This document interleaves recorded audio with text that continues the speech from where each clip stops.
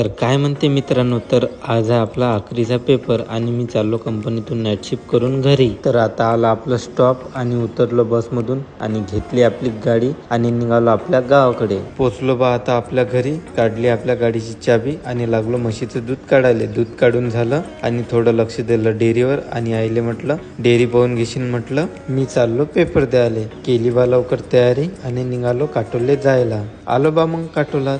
मग माझ्या मित्राचा कॉल आला, थांब म्हणे 5 मिनिट मी पण येतो म्हणे. थोडा वेळ वाट पाहिल्यावर आला बा माझा मित्र. मग निघालो आम्ही पेपर द्यायला. आलो बा मग कॉलेजमध्ये, लावली बा लवकर गाडी आणि निघालो क्लासरूम मध्ये जायला. तिथं पाय तुझं गर्दीच गर्दी. झाला बा मग आमचा पेपर. मग बाहेर आलो, लागलो कवाल्या करायला. झाल्या बा मग आमच्या कवाल्या करून आणि आमचा प्लॅन होता आखरीच्या दिवशी कुठंतरी घुमाले जायचं.